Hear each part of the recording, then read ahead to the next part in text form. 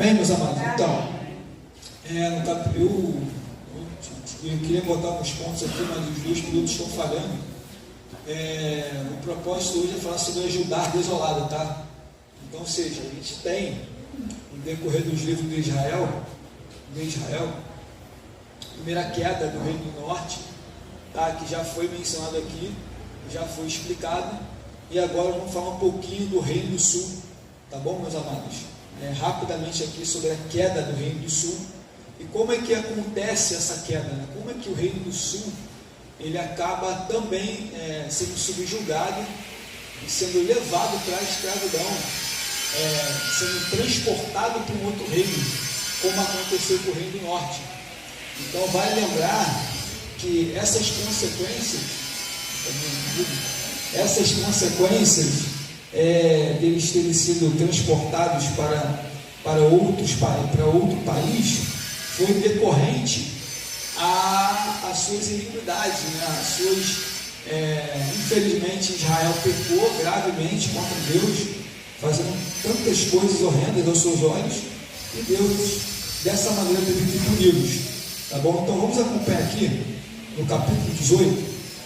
Olha o que diz aí: e sucedeu que no terceiro ano de Oséias, filho de Elá, rei de Israel, começou a reinar Ezequias, filho de Acais, rei de Judá. Tinha 25 anos de idade quando começou a reinar, e 29 anos reinou em Jerusalém, e era o nome da sua mãe, Abi, filha de Zacarias, e fez o que era reto aos olhos do Senhor, conforme tudo o que fizera seu pai. Bom, a gente temos que analisar que, quando olhamos aqui para a vida de Ezequias, sabemos um pouquinho da sua trajetória aqui na Bíblia, os efeitos que ocorreram no seu reinado. Primeiramente devemos reportar o seu pai. Por quê? Porque o seu pai, chamado Acais, esse homem, ele fez o que era mal perante aos olhos do Senhor. O pai dele, de Ezequias, ele não fez o que era bom, mas fez o que era mal. Ou seja, o pai dele praticou abominações. O pai dele pegou o próprio filho e jogou no fogo em sacrifício aos deuses. O pai dele promoveu uma idolatria dentro do Reino do Sul. O pai dele fez com que tanto ele como o povo andassem nos pecados que o rei do norte havia também andado, na idolatria. Então, Acais, como a gente vê aqui que ele diz que era filho de Acais, esse homem aqui, ele não andou nos caminhos do Senhor. Além disso, ele levantou altares para Baal. Ele fez só coisas que Deus abominava. O pai dele, tá? Mas quando entramos no seu filho Ezequias, foi diferente. Porque esse reinado do sul, ele também é uma gangorra. Surge um rei que procura os caminhos de Deus, e os reis também que acabam se desviando dos caminhos do Senhor. E um deles aqui, que é Ezequias, ele já fez uma reforma espiritual, uma reforma religiosa. Acompanhe comigo aí no versículo 3, e no versículo 4 e no versículo 5, quem achou, por favor, lê aí. Por gentileza, lê alguém para a gente ganhar tempo. 3, 4, 5. Isso. E fez o que era reto aos olhos do Senhor, conforme tudo que fizera Davi seu pai. E este tirou os altos e quebrou as estátuas, e deitou abaixo os bosques, e fez em pedaços a serpente de metal, que Moisés fizera. Porquanto até aquele dia os filhos de Israel lhe queimavam incenso e lhe chamavam Deus Santo. E no Senhor, Deus de Israel, confiou, de maneira que depois dele não houve seu semelhante entre todos os reis de Judá, nem entre aqueles que foram antes dele. Então a gente já observa na vida de Ezequias que ele andou nos caminhos do Senhor, ele despedaçou, né, a serpente de bronze, de metal, que é aquela que Moisés tinha feito no deserto, você lembra? Quando o povo de Israel murmurou e começaram a ser picado por cobras lá, e Deus ordenou a Moisés para que levantasse uma serpente lá de metal, e para que todos, quando olhassem para ela, iam ser curados, né, daquela picada, assim essa serpente estava até nesses dias, né, no período de Ezequias. E ele foi lá e arrebentou com a imagem, derrubou os bosques, tirou as estátuas, andou nos caminhos do Senhor. Ele trilhou um caminho diferente. Agora, se vocês olharem para o pai dele, vamos voltar aqui 2 capítulos, no capítulo 16, para a gente poder pegar a sequência aqui desses reis aqui de Judá. Olha o que o pai dele fez. Leia alguém, por favor, do versículo 2, 3, 4. Tinha Acaz 20 anos de idade, quando começou a reinar, e reinou 16 anos em Jerusalém. E não fez o que era reto aos olhos do Senhor, seu Deus, como Davi seu pai. Porque andou no caminho dos reis de Israel, até ao seu filho fez passar pelo fogo, segundo as abominações dos gentios, que o Senhor lançara fora diante dos filhos de Israel. Também sacrificou e queimou incenso nos altos e nos outeiros, como também debaixo de todo arvoredo. Então você vê, olha o pai dele, e olha a diferença do pai para o filho, né? O filho poderia seguir a mesma sequência do pai, né? Mas Ezequias fez diferente, tá? Ele foi completamente diferente do seu pai. E a gente pode também perceber nesse texto que Acaz, ele também ele pagava tributo ao rei da Síria. Vocês vão entender isso, por que eu estou falando isso, tá? Então o rei da Síria, ele era Tiglat-Pileser, ele pagava tributos a esse rei, que era muito comum, né? Quando uma nação era subjugada, tinha que pagar tributos. Já com Ezequias foi diferente, porque se os irmãos olharem aqui no versículo 7 do capítulo 18, assim foi o Senhor com ele, por onde quer que saía, e conduzia com prudência. Se revoltou contra o rei da Síria e não o serviu. Diferente do seu pai, que pagava tributo, ele agora não quer mais servir, ele não quer pagar tributos ao rei da Síria. E logo, consequentemente isso, vai estourar uma guerra. Quando a gente pensa na oração de Ezequias, quando o anjo foi lá, feriu o exército sírio, nós temos que entender todo esse contexto. Primeiro que ele acabou não querendo mais ficar como servo, não pagar tributos ao rei da Síria. E logo dessa atitude, o rei da Síria toma uma posição. Qual era? Vamos atacar Judá. Vamos atacar, invadir, derrubar o seu reinado, vamos tomar posse, vamos tomar o controle de Judá. Vamos aqui acompanhar comigo no capítulo 18, no versículo 13. Lê alguém, por favor, no versículo 13. Porém, no ano 14º do rei Ezequias, subiu Senaqueribe, rei da Síria, contra toda a cidade forte de Judá e as tomou. Agora, olha o versículo 14. Então, Ezequias, rei de Judá, enviou ao rei da Síria a Laques, dizendo: pequei, retira-te de mim tudo que me puseres. Levarei então o rei da Síria e pôs a Ezequiel, rei de Judá, 300 talentos de prata e 30 talentos de ouro. Agora, o versículo 15 diz assim: assim deu Ezequias toda a prata que se achou na casa do Senhor e nos tesouros da casa do rei. Versículo 16: naquele tempo cortou Ezequias o ouro das portas do templo e das ombreiras que Ezequias, rei de Judá, cobrira, e o deu ao rei da Síria. Você percebe que ele fala: pequei contra ti. Por quê? Porque o rei da Síria já estava tomando várias cidades fortificadas, e a próxima seria Jerusalém. E aí Ezequias, amedrontado, ele, vamos pagar aquilo que você está me pedindo. Então ele paga um tributo, ele arranca as portas do templo de ouro para poder pagar. E mesmo fazendo isso, não foi o suficiente do rei da Síria ir embora. Muito pelo contrário, esse rei vai acabar mandando mensageiros, afrontando Ezequias, como a gente já conhece a história. E ele mesmo se vangloria de várias nações que ele havia conquistado, e que os deuses das nações, nenhum deles foram um páreo para esse rei da Síria. Ou seja, todos os reinos que ele enfrentava, ia pela frente, ele ganhava, e não seria diferente de Judá. Ou seja, é como se ele pensasse assim: bom, se eu derrubei vários reinos que confiavam nos seus deuses, quanto mais Judá, que está pressionada, tomando várias cidades, eles estão encurralados, não tem saída. E aí, depois que Ezequias, dentro desse todo esse cenário, quando vem a mensagem para ele, ele pega aquela carta, apresenta a Deus aquela afronta, a sua oração, Deus vai dar resposta para ele, como a gente já conhece a história. Então, vamos ver aqui rapidamente. Acompanhe comigo aí, por favor, no capítulo 18. Deixa eu ver se é esse aqui mesmo.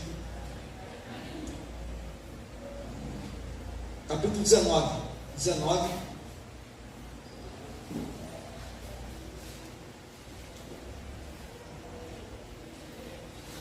Capítulo 19.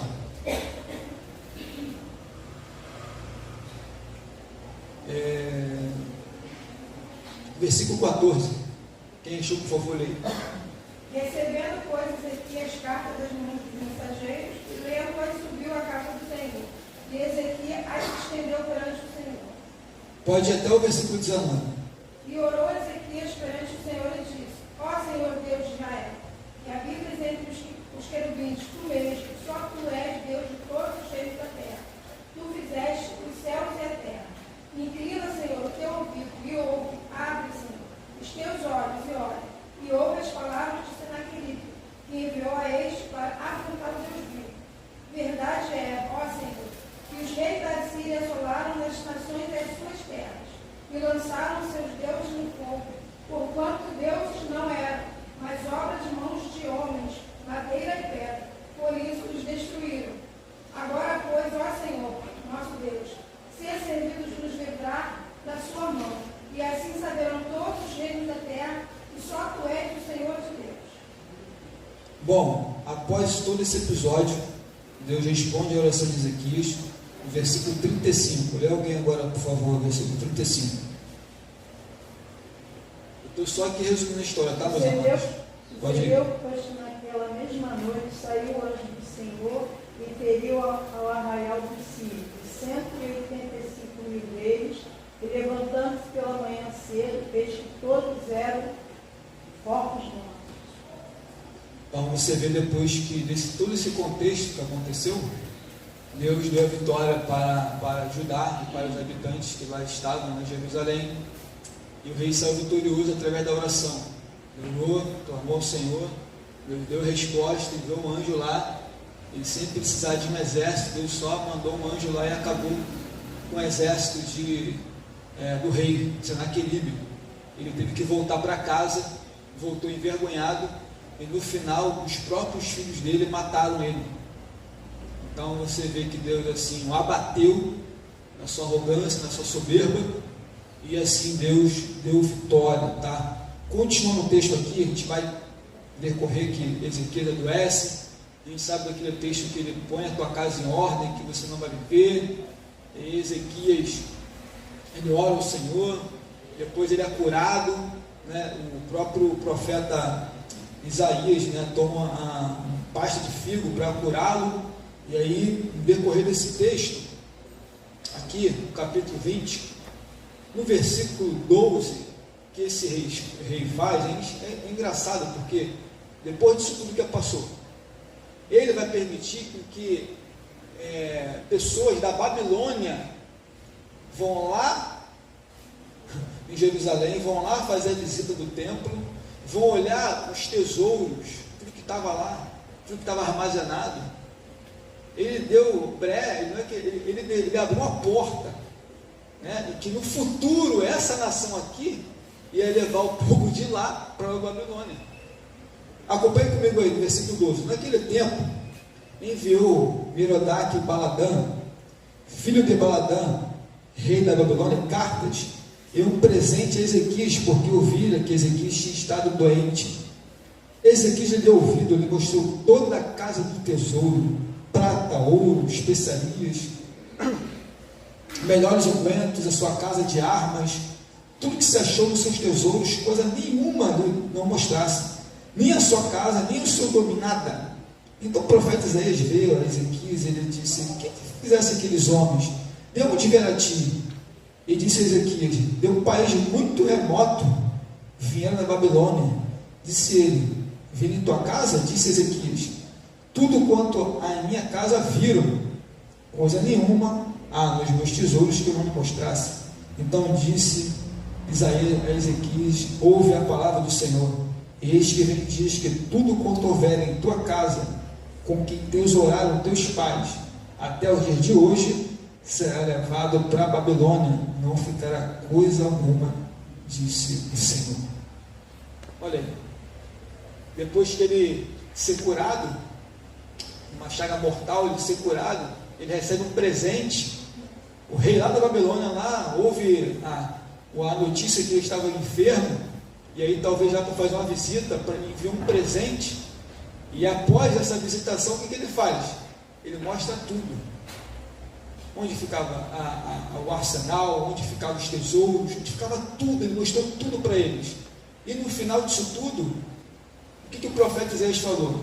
Olha, vai chegar dias, tudo que seus pais tesouraram, guardaram, os tesouros, os pratos, os vasos, os utensílios, tudo que está lá, a Babilônia vai levar. Ainda diz mais aqui, ó.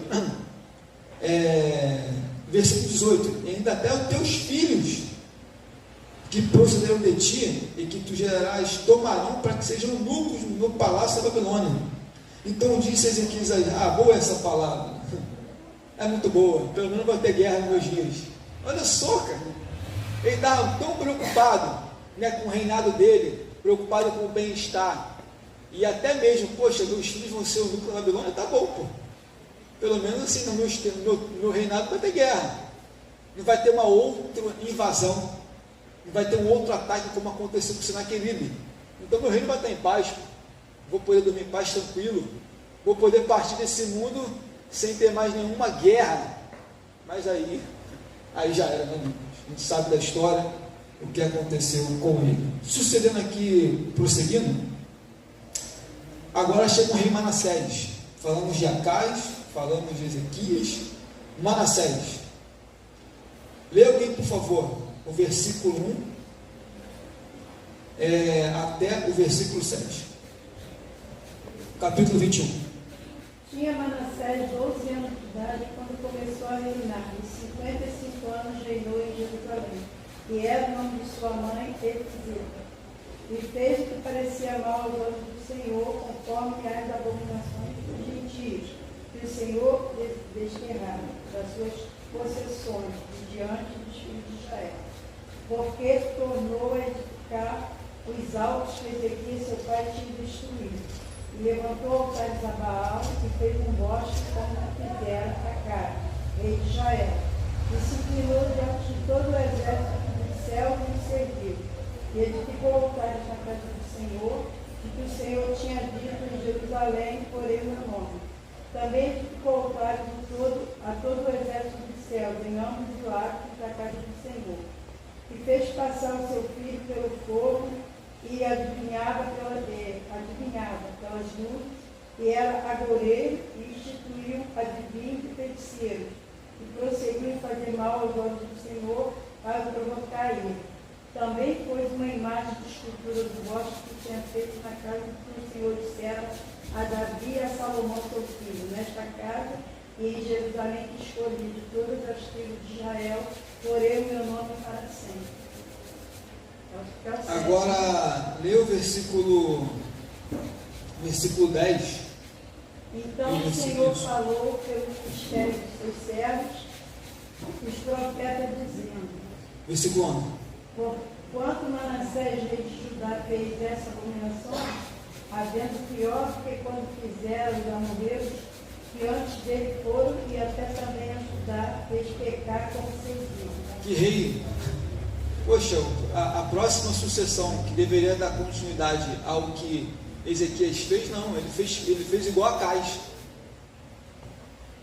O cara começou a levantar ídolos de novo, o cara começou a sacrificar deuses estranhos, começou a trazer imagens de escultura, começou a bagunçar toda a vida espiritual de novo. E pior, diz aqui o texto aqui que ele começou a derramamento de sangue inocente, idolatria, feitiçaria, adivinhações, até o próprio filho jogou no fogo. Porque era costume, né, de algumas religiões, você sacrificar o seu filho em prol de alguma coisa em troca. Até o seu próprio filho, jogou no fogo. Às vezes eu fico imaginando, né, a coragem e a capacidade do ser humano de fazer tal brutalidade, né? E isso aqui não é tão novo quando alguém faz uma atrocidade com uma criança, somente quando os pais cometem, mas pela cultura de uma religião, ele se apropria dessa cultura, dessas práticas, e não está nem aí pelo aquilo que o seu pai fez, a referência de seu pai, como o seu pai andou na presença de Deus, mas Manassés fez tudo errado, sabe? E olha aqui, acompanha comigo o versículo 15. Lê alguém, por favor, o versículo 15 até o 18. Porquanto fizeram o que parecia mal nos meus olhos, e me provocaram a ira, desde o dia em que seus pais saíram do Egito até hoje. Olha aí. Demais disto, também Manassés derramou muitíssimo sangue inocente, até que encheu Jerusalém de um ao outro extremo, a fora do seu pecado. Tanto fez pecar a Judá, fazendo o que parecia mal aos olhos do Senhor. Quanto aos mais dos atos de Manassés, e a tudo quanto fez mais, e ao seu pecado, que pecou, porventura não está escrito no livro das crônicas dos reis de Judá? E Manassés dormiu com seus pais, e foi sepultado no jardim da sua casa, no jardim de Uzá, e Amon, seu filho, reinou em seu lugar. Agora, abra por gentileza aí no livro das crônicas, o segundo livro das crônicas, no capítulo 33, capítulo 33, versículo 12.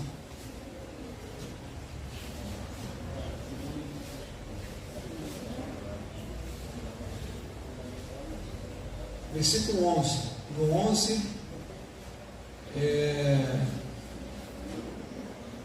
A segunda crônica. isso, capítulo 33, do versículo 11 até o versículo 16. Pelo que o Senhor trouxe sobre eles os príncipes do exército do rei da Síria, os quais prenderam Manassés em originais, e o amarraram com cadeiras e levaram a Babilônia. Olha aí, olha o que fizeram com ele, com Manassés. Pensou que ia passar batido que ele fez? Não. Ele foi capturado e foi levado para onde? Para Babilônia, pelo Império Assírio. Continua. E ele, angustiado, orou deveras ao Senhor, seu Deus, e humilhou-se muito perante a Deus de seus pais. E lhe fez oração, e Deus se aplacou para com ele, ouviu a sua súplica, e o tornou-se a trazer em Jerusalém o seu rei. Então reconheceu Manassés que o Senhor é Deus. E depois disso edificou um muro de fora da cidade de Davi, ao ocidente de Jiró, no vale à entrada da porta, desde que roda até Ofel, e levantou um munhal. Também para os oficiais valentes todas as cidades fortes de Judá. E tirou da casa do Senhor os deuses estranhos e os ídolos, como também todos os altares que tinha edificado no monte da casa do Senhor, em Jerusalém, e lançou fora da cidade. E reparou o altar do Senhor e ofereceu sobre ele ofertas pacíficas de louvor e mandou Judá que servisse ao Senhor Deus de Israel. Mas ainda assim o povo santificava nos altos, mas somente ao Senhor seu Deus. Só tem. Então você vê que Manassés reconheceu, né? No final ali já levado cativo, saiu do trono, perdeu o poder político, poder espiritual, de influência, que ele influenciou muita gente, derramamento de sangue, quantas atrocidades esse homem cometeu. Mas quando ele foi levado lá para a Babilônia, pelo Império Assírio, cativo, humilhado, o que ele faz? Começou a orar. oração, não deu nada de falar, nada de responder, de tanta insistência de orar, de clamar a Deus, aí Deus vai restaurar ele novamente. Aí ele volta para Jerusalém, já volta com outra mentalidade, ele já volta outro, né? Ele volta já com a cabeça mudada, porque enquanto ele estava nas práticas, né, seguindo os costumes dos povos pagãos, que eram quais os costumes dos povos pagãos? Era o quê?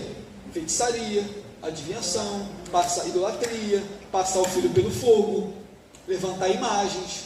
Mas quando ele passa por esse processo, que ele é humilhado, levado cativo, e depois ele retorna, porque ele foi como prisioneiro, e ele volta agora para a sua posição original, o que ele faz? Não, eu preciso fazer uma reforma, preciso arrancar tudo que eu coloquei, preciso tirar, remover, por quê? Porque Deus deu uma oportunidade para ele, e assim ele fez, sendo que, depois que ele passou, o filho dele, Amon, ao invés de dar continuidade, não, voltou de novo às práticas novamente. Acompanhe comigo aí, por favor, voltando aqui no capítulo, vamos lá, capítulo 21,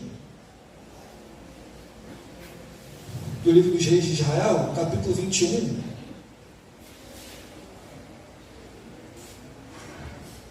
vou ler aqui rapidinho, tá?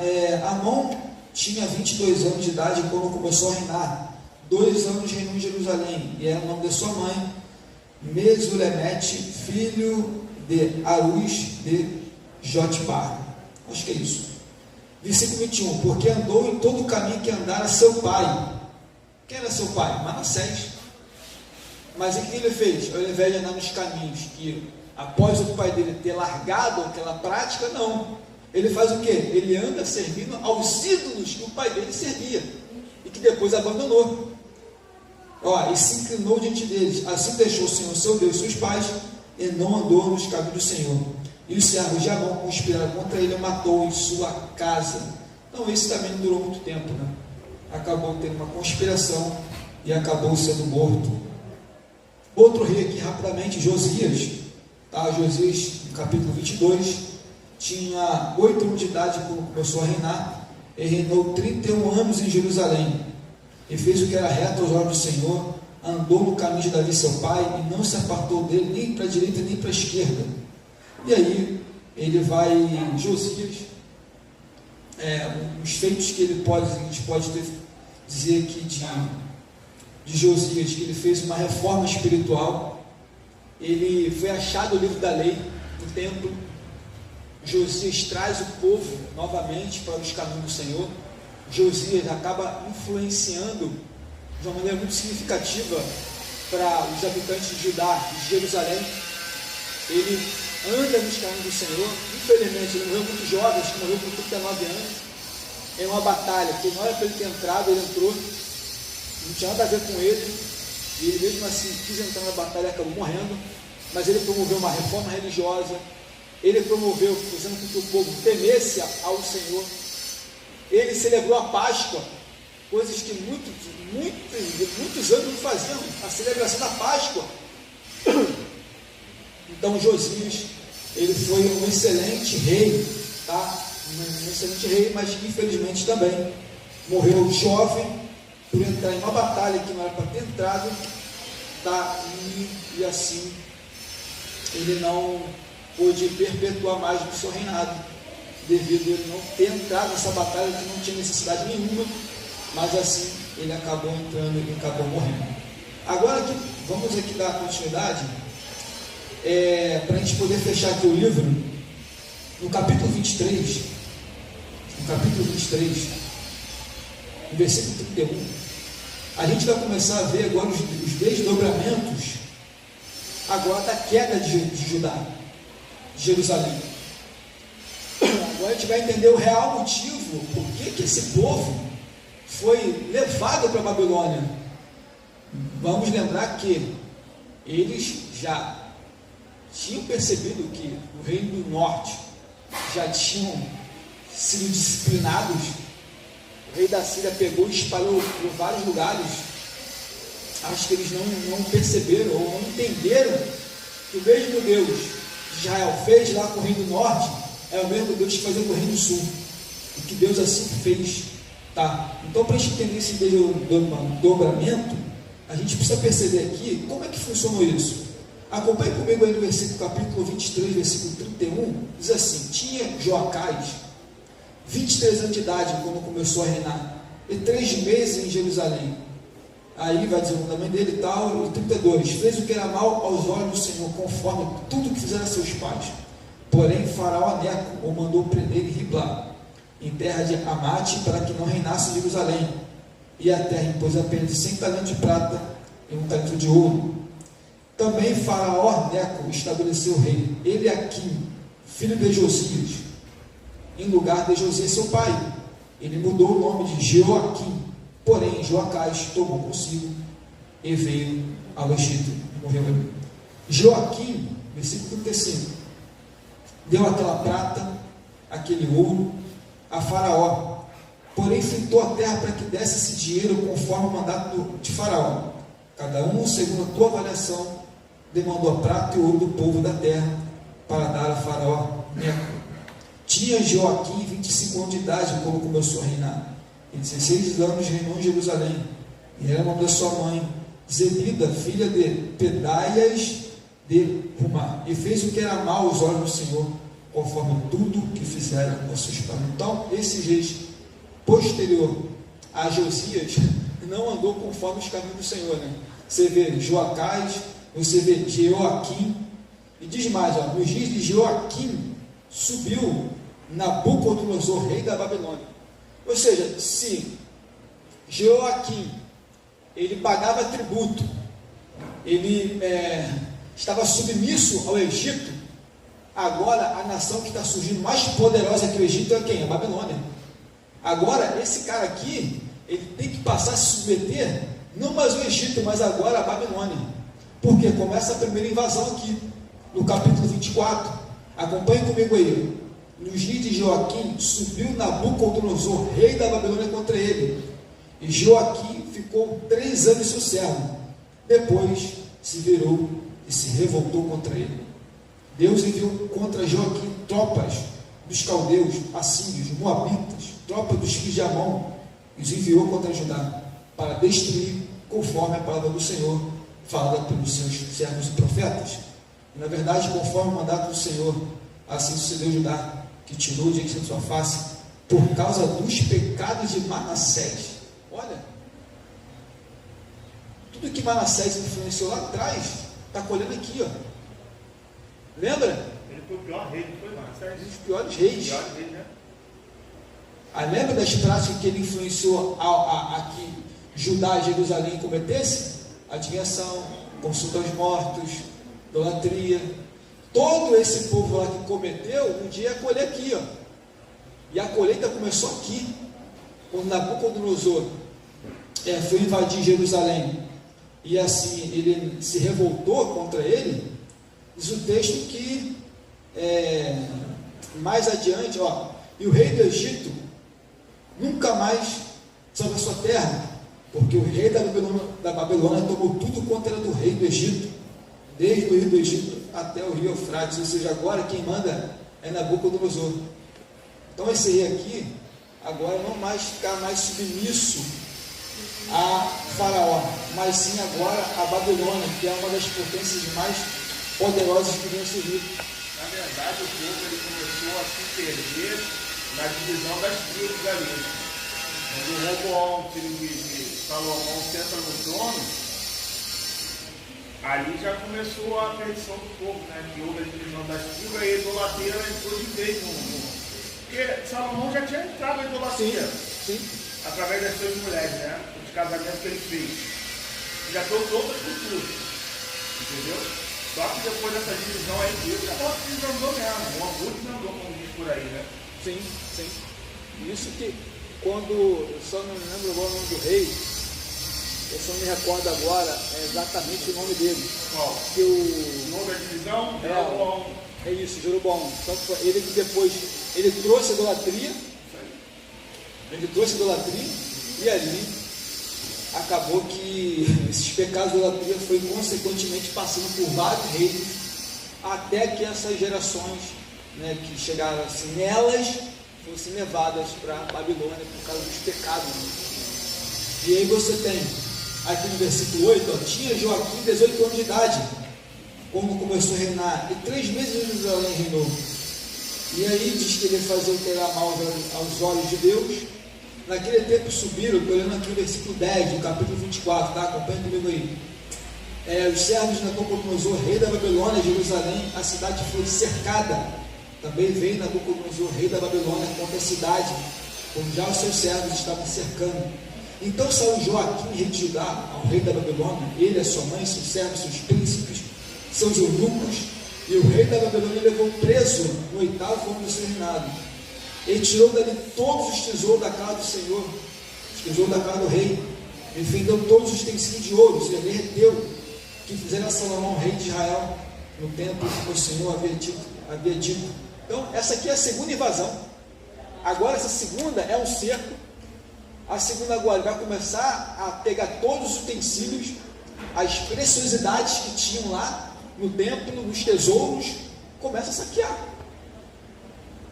E o reino já enfraquecido, e Deus permitindo que... Destruir o templo. Sim, sim. Invasão. Com certeza. Infelizmente. E a maior referência espiritual religiosa é o templo. Que era o que eles tinham como referência, era o templo. E nessa segunda leva, diz aqui, ó, que transportou toda Jerusalém. Nabucodonosor não era bobo, né? Seus irmãos acompanham comigo aqui, ó, príncipes, carpinteiros, ferreiros. Ele só pegou gente boa, né? Ele só levou de melhor. O resto ele largou tudo lá. Deixou para os pobres lá ficar lá. Sabe? Então, ele fez assim uma devassidão ali. Transportou muita gente para a Babilônia. Sabe?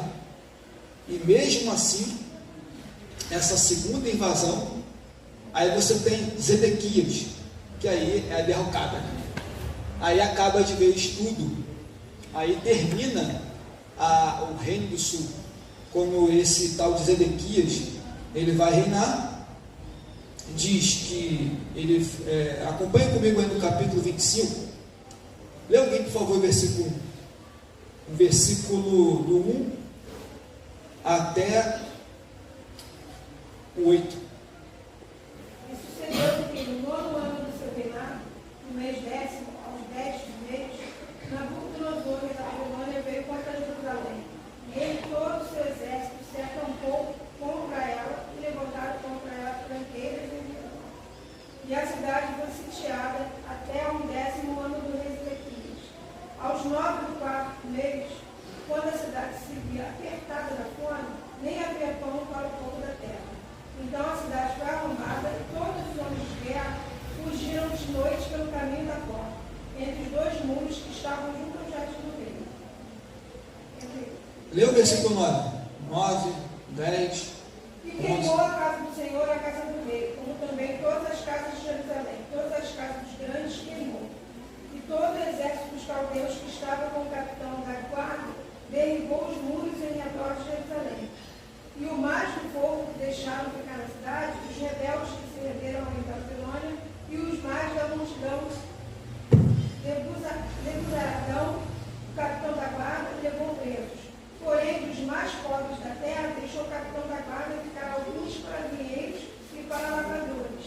Quebraram mais os caldeus, as colunas de cobre que estavam na casa do Senhor, como também as bases e o marco de cobre que estavam na casa do Senhor, e levaram o seu bronze para a Babilônia.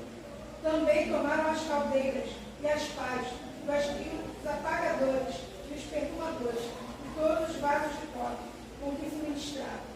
Também o capitão da guarda tomou os braseiros e as bacias, o que era de puro ouro, em ouro, o que era de prata, e em prata. As 2 colunas, o mar e as bases que Salomão fizera para a casa do Senhor. O cobre de todos estes vasos não tinha peso. A altura de uma coluna era de 18 côvados, e sobre ela havia um capitel de cobre, e de altura tinha um capitel 3 côvados, e a rede e as romãs em roda de capitel, tudo era de cobre. Semelhante a esta era outra coluna com a rede. Só tem. Então aqui está dando uns detalhes, o autor, sobre tudo aquilo que eles haviam feito, né?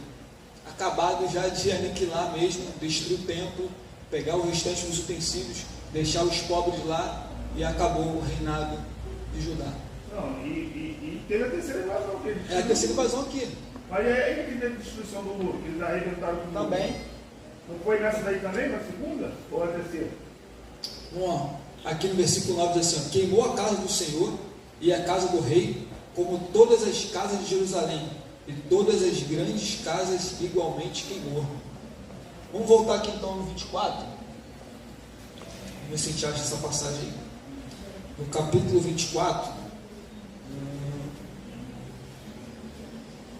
Bom, 24 diz aqui no versículo 3, tirou dele todos os tesouros da casa do Senhor, os tesouros da casa do rei, fendeu todos os utensílios, derreteu os ouros que ali estavam, transportou as pessoas, né, para a Babilônia. Bom, é isso mesmo. Achei esse texto aí, mas se eu não estou achando aqui, mas se puder ali ver no Google aí, me ajudar, ser de boa valia. Vamos lá. Aqui, ó. E todo o exército dos caldeus que estava com o capitão da guarda derrubou os muros em redor de Jerusalém. É a terceira leva. A terceira invasão. E aí acaba aquele templo luxuoso, aquele templo feito por Salomão, um templo magnífico, mas agora virou ruínas. E agora todo Judá, toda a elite, sabe, foram levadas para a Babilônia, deixou só os pobrezinhos para cuidar da terra, e aí toda aquela história, aquele glamour, aquela pompa, aquela glória, tudo foi embora. Aí a gente entende que aqui é a derrocada final, eles são levados para a Babilônia, e lá vão ficar 70 anos. E Deus havia predito isso pelos profetas. Eles teriam que ficar lá de castigo. Ficar 70 anos só aí para vocês aprenderem a não praticar idolatria, a não andar nos caminhos tortuosos, enfim. Mas também não quer dizer que quando eles voltaram não fizeram isso. A gente vai ver aqui em Esdras, rapidamente, só tem meia hora para falar de Esdras. Vamos lá? Abra comigo o livro do Esdras. Agora a gente vai dar um salto aqui agora.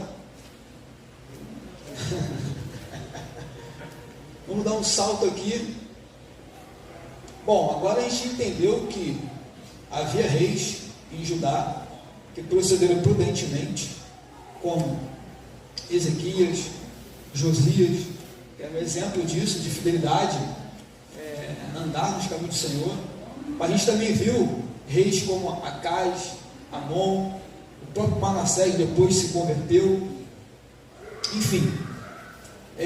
Mas agora não há mais um rei em Judá, não há mais nada a não ser uma terra arrasada, um templo destruído, os muros destruídos, e agora o que temos agora apenas o povo lá na Babilônia, cativo, mas lá eles formaram família, seguiram suas vidas, mas havia uma profecia. Abra aí, livro do Esdras. Leia alguém, por favor, do versículo 1 até o versículo, capítulo 1, versículo 1 até o versículo 4. No primeiro ano do reinado de Coré, Ciro, rei Muito bom, muito bom. para se cumprir a palavra dele, o Senhor anunciava em Jerusalém, Jeremias. E Eshua moveu o coração de Ciro, rei da terra, para que fizesse uma proclamação por escrito e de viva voz em todo o território do seu domínio, dizendo o seguinte: assim fala Ciro, rei da Pérsia, e eu, os meus objetos, entregou em minhas mãos todos os reinos da terra. Ele me encarregou de construir para a sua pessoa uma casa de Jerusalém, nas terras de Judá. Sendo assim, todo aquele que dentre vós pertence ao seu povo, se livre dele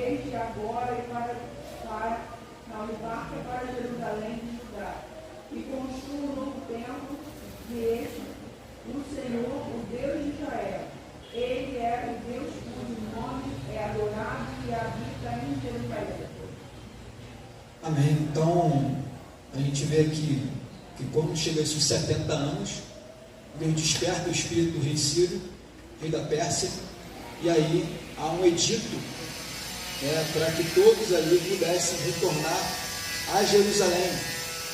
Mas eles não iam voltar para Jerusalém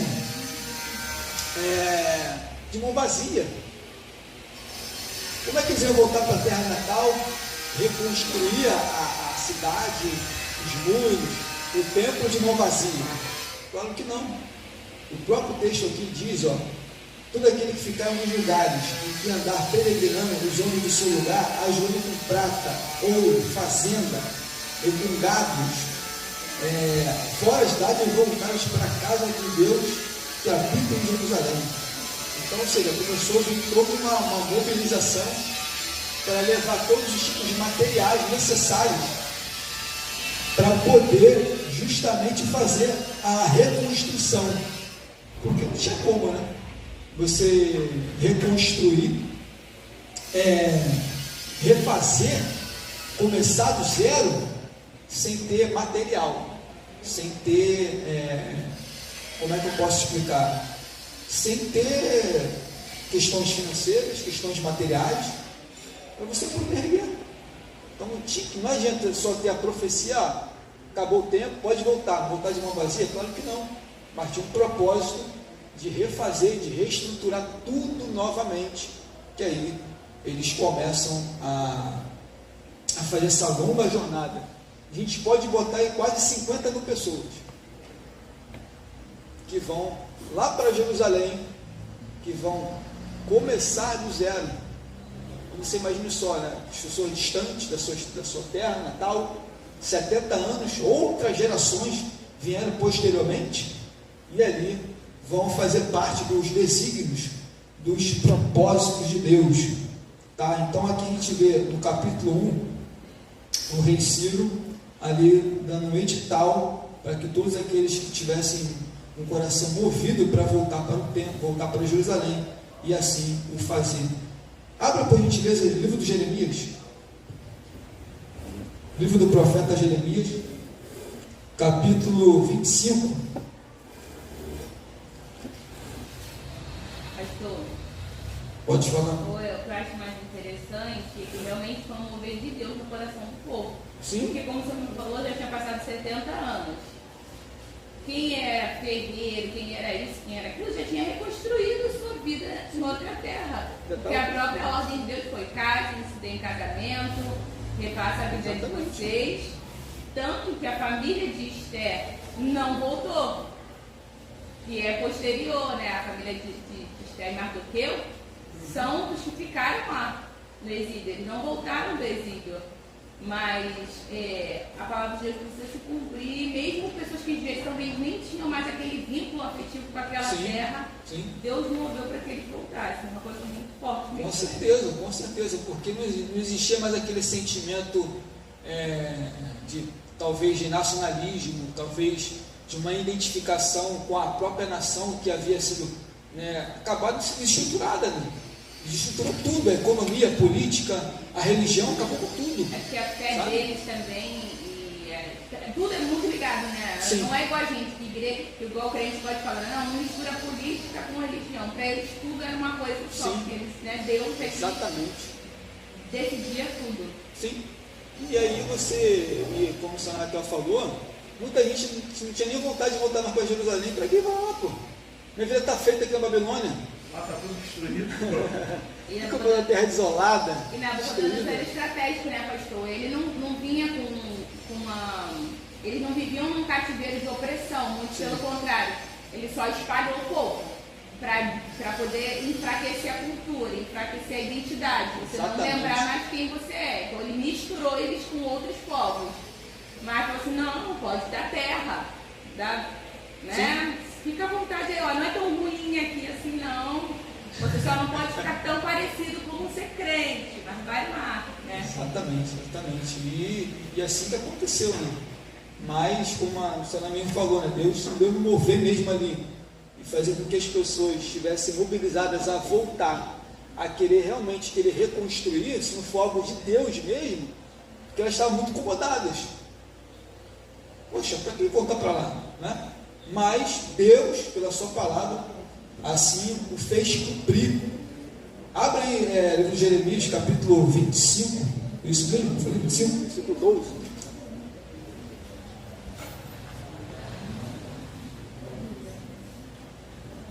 Rapidamente aí, capítulo 25, livro do profeta Jeremias, versículo 12.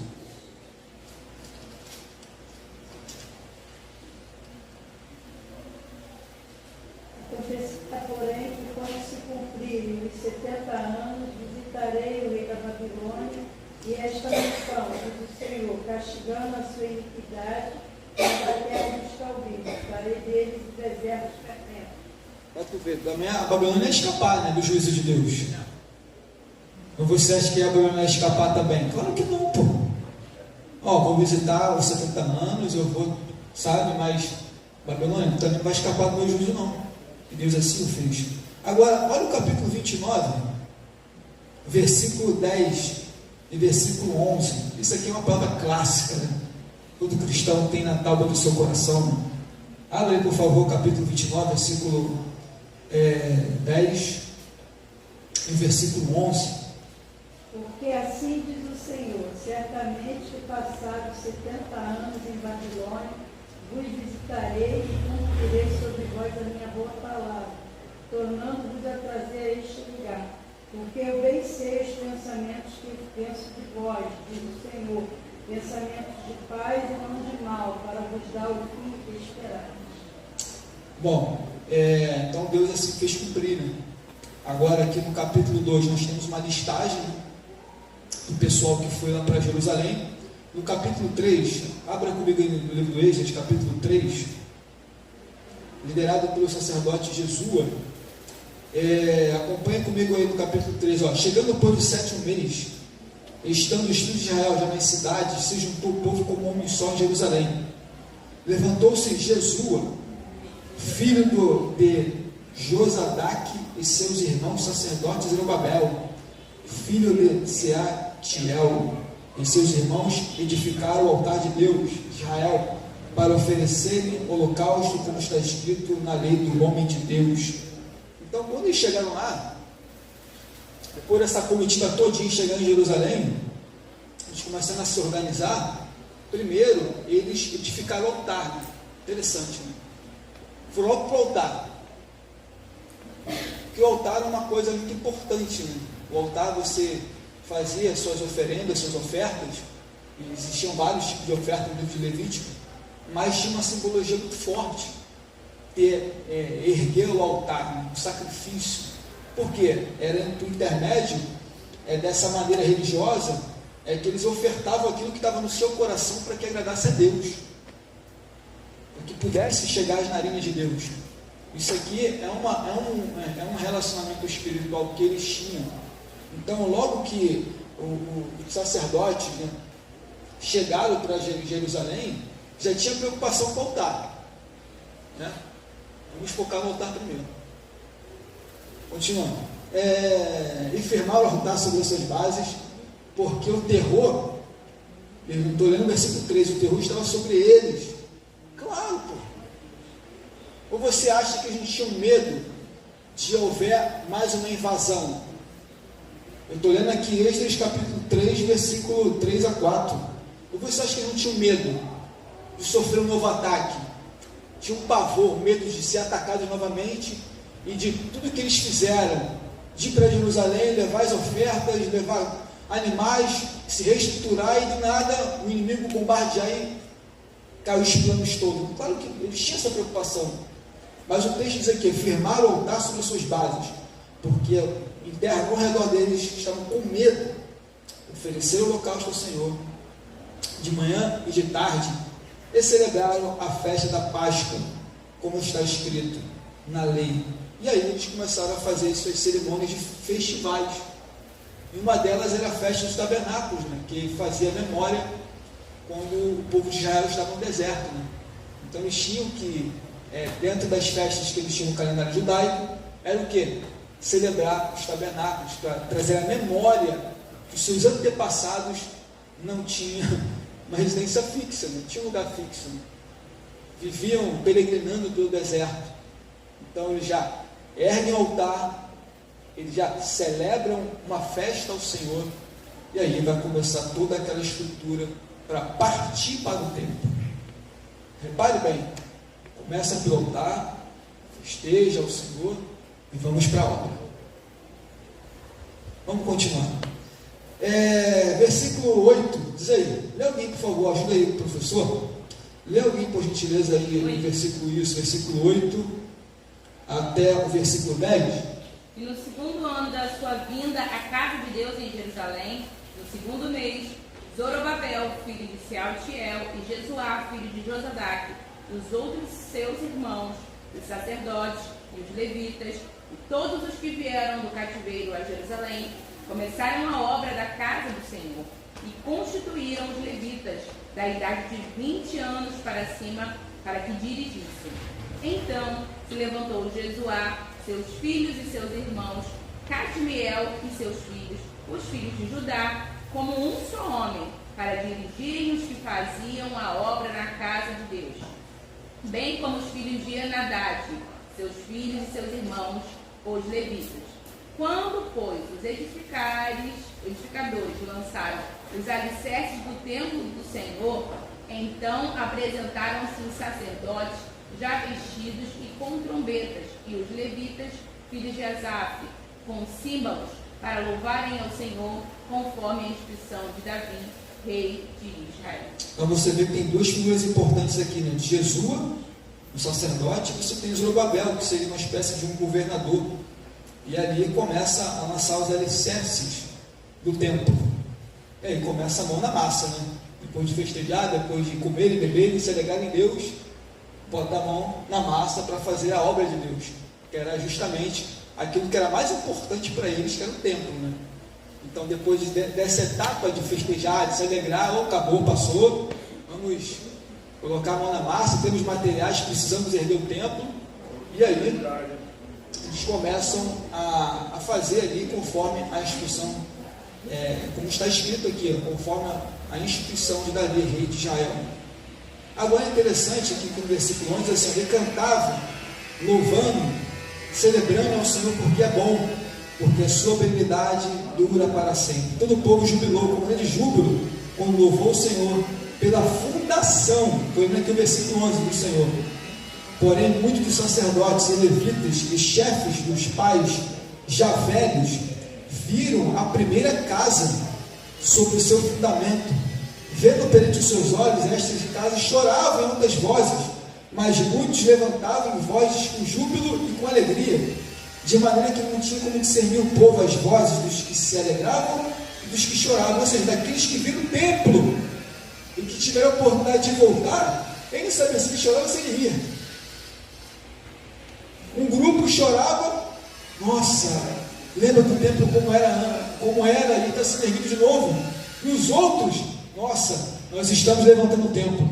Então você vê que a alegria para ambos os lados é a mesma, porque aquela geração viu o templo, quer dizer, não viu, né? Porque foi destruído, foi embora, mas agora uma nova geração com a antiga, elas se juntam e se alegram, jubilando, comemorando um feito histórico. Que era do templo, e Herodes ele fez uma reforma só. Sim. Herodes só fez uma reforma. Mais para frente. Mais para frente do terceiro templo, né? Isso. Tanto que você vê lá em Ageu, né, que eles, poxa, mas essa casa aí, né, poxa, não é aquela casa, não é igual o Salomão, aqueles monumentos estão lá, não é. Calma, agora da segunda casa não quer primeiro. A gente sabe o texto, né? Está até na nossa mente. Né? Meus amados, eu sei que eu estou um pouquinho acelerado, eu sei que são muitas informações, mas com uma dúvida, no livro dos reis de Israel, até exatamente esse momento em que o povo está se alegrando, ficou alguma dúvida aqui, meus amados? Tudo aquilo que a gente pôde explanar os textos, ficou alguma dúvida, alguma coisa que ficou difícil de compreensão? Posso prosseguir? Bom, nem tudo é maravilhas. Porque se os irmãos olharem o capítulo 4 aqui de Êxodos, você vai ver que vai haver os adversários. Sempre vem. Né? Você tem que... O povo estava alegre, festejando. A obra começou. O templo começou a se erguer, colocar os fundamentos. Mas aí vem os adversários. Queriam justamente o quê? Impedir essa obra. Essa obra física. E que tinha muita valia para os judeus. Porque era uma identidade que eles tinham. O templo é uma identidade para eles. E você vê que os adversários começaram a questionar, começaram a armar, não armar, mas escrever para o rei, para lhe pedir a obra. Porque na força do braço eles não conseguiam, não iam fazer isso, para poder impedir a obra de Deus. Então o que eles fazem? Vamos escrever uma carta logo para o rei, logo e detonar logo, para impedir essa obra de continuar. Acompanhe comigo aí, capítulo 4. Ouvindo, pois, os adversários de Judá e Benjamim, os que tornaram do cativeiro, edificaram o templo do Senhor, Deus de Israel. Chegaram-se a Zorobabel e o chefe dos pais, e disse-lhe: deixe-nos edificar convosco. Olha só, não tinha nada a ver com eles, mas eles também queriam edificar convosco, como também já sacrificamos desde os dias de Azar-Adom, rei da Síria, que nos mandou vir para cá. Porém, Zorobabel e Jesua e outros chefes dos pais de Israel disseram: não convém que vós e nós edificamos a casa do nosso Deus, mas nós sós a edificaremos ao Senhor, conforme ordenou o versículo. Todavia o povo da terra debilitava as mãos do povo de Judá, os inquietava. Ou seja, você primeiro tem um momento de desestabilizar, querendo se infiltrar para fazer a obra. Na verdade não queria. E atrapalhar. E aí, poxa, se você não consegue atrapalhar, você inquieta. Você começa a cercar, começa talvez a jogar palavras. E aí começou a inquietar o povo. E alugaram contra eles, estou vendo aqui o versículo 5, conselheiros para frustrarem o seu plano. Todos os dias de Ciro, rei da Pérsia, até o reinado de Dário, rei da Pérsia, desde Ciro até Dário. E sobre o reino de Assuero, no princípio do seu reinado, escreveram uma acusação contra os habitantes de Judá e Jerusalém.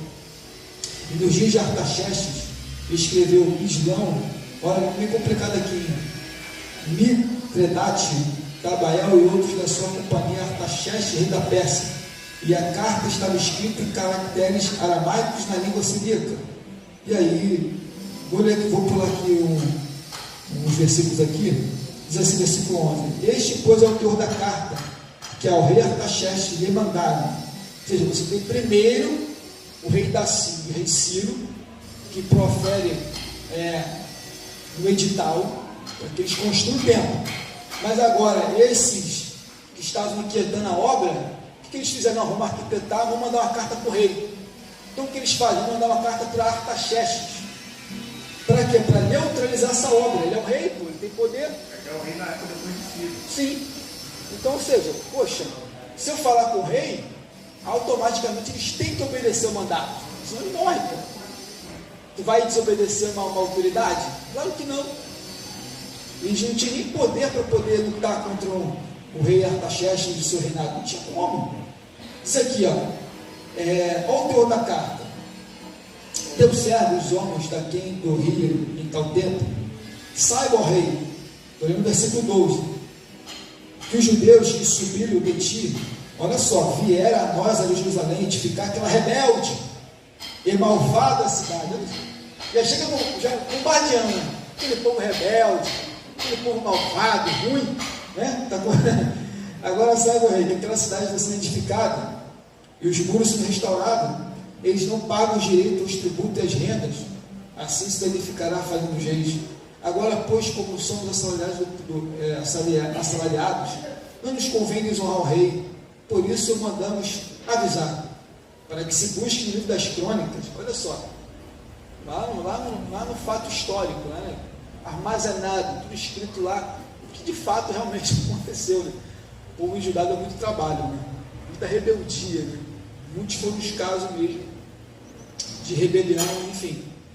Para que se busque o livro das crônicas, teus pais Então acharás no livro das crônicas e saberás que aquela que foi uma cidade rebelde, danosa aos reis e províncias, e que nela houve rebelião em tempos antigos, pelo que foi aquela cidade destruída. Olha só, ele está usando o argumento do passado. Olha, está vendo, rei? A cidade foi destruída. Poxa, é um povo rebelde. Você vai deixar continuar aquela obra acontecer? Olha o que eles fizeram. Olha, eles vão trazer muitos danos para o teu reino. Pensa bem, ó rei, em deixar esse povo continuar a fazer a obra? É o que eu estou aqui parafraseando. Nós, pois, fazemos notório ao rei, versículo 16, que aquela cidade, se edificar os seus muros e se restaurar dessa maneira, não terás porção alguma desta banda do rio. E o rei enviou esta resposta a Reum, o chanceler, e assim sai o escrivão, e dá mais companhia que habitava em Samaria, como também o resto dos que estavam ali do rio. Paz em tal tempo. A carta que nos enviaste foi explicitamente lida diante de mim. Ordeno eu, para que buscarem e acharem que de tempos antigos daquela cidade se levantou contra os reis, e nela se tem feito rebelião e sedição. Também houve reis poderosos sobre Jerusalém, que além do rio dominavam todo lugar, e pagaram os direitos, tributos e rendas. Agora, pois, dá ordem para que aqueles homens parem, a fim de que não edifiquem aquela cidade, até que se dê a ordem por mim. Versículo 24. Então cessou a obra da casa de Deus, que estava em Jerusalém, cessou até o segundo reinado de Dário, rei da Pérsia. Então você vê, ele pega fatos históricos do passado, que aquela cidade fez. Claro, também tinha o seu momento de glória, mas que aquilo foi o principal dos argumentos que eles utilizaram para justamente o rei poder falar: é melhor parar aquela obra mesmo, senão não dá problema para o rei. E aí aquela obra foi cessada, acabou, cessou a obra da casa de Deus, a reconstrução do templo ficou parado. E aí, irmãos, sendo o quê? Nossa, falta tão pouquinho, vamos lá. Nesse momento que foi paralisado, como Deus tinha um propósito na reconstrução do templo, era muito importante que desse continuidade. Deus vai levantar quem? Profetas. É uma obra de Deus, é um propósito de Deus restabelecer o templo, já que o povo já estava conformado com o edital do rei, claro, tinha que obedecer, mas os profetas, não, vamos tocar a obra. Então, os profetas Ageu, Zacarias e por aí vai, começaram a profetizar. Então se levantou Zorobabel, filho de Seatiel, filho de Jesus, Josadá, que começaram a edificar a casa de Deus em Jerusalém, e com eles os profetas o ajudaram. Então, após os profetas ali profetizarem, até os próprios profetas começaram a ajudar a reconstruir o templo. Interessante, né? Se não for uma ação divina para intervir em uma obra que é de Deus, se não for uma ação poderosa de Deus ali, todo mundo estava conformado. Mas aí, Deus, por seus profetas, usa-os, profetiza, e assim a obra é retomada. Mas aí, meus amados, novamente, há muita coisa para me ler aqui, mas eu vou pular uns tópicos aqui. Para resumir, os adversários tentam novamente tentar convencer Dário, agora o rei Dário, a que parasse a obra, né? Já que, mas rei Dário vai olhar lá no histórico também que tinha o edito do rei Ciro para poder continuar a obra. E assim os adversários foram envergonhados e a obra foi retomada, o templo foi se erguendo. E aí você tem agora no capítulo 7 outro grupo dos exilados, tá? No capítulo 8 você tem aí Esdras, um sacerdote, um escriba, que a mando do rei, ele vai retornar também para Jerusalém. Mas agora esse Esdras aqui, ele vai ensinar a lei de Deus de Israel, ensinar o povo, aí fazer com que o povo compreendesse as escrituras e pudesse andar nos caminhos do Senhor. Então ele estava muito motivado para isso. Você não quer me encontrar lá? O que ele encontra lá, meus amados? Quem já leu o livro de Êxodo sabe que quando ele encontra todo mundo está misturado. casamentos mistos. Tem que largar tudo, velho. Ou larga, ou não tem como.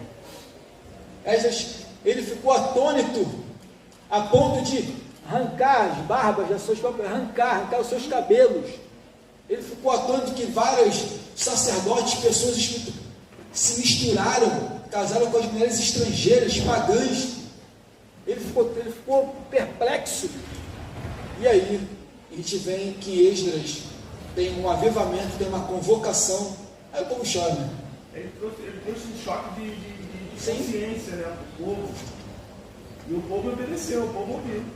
Isso é mais importante. O povo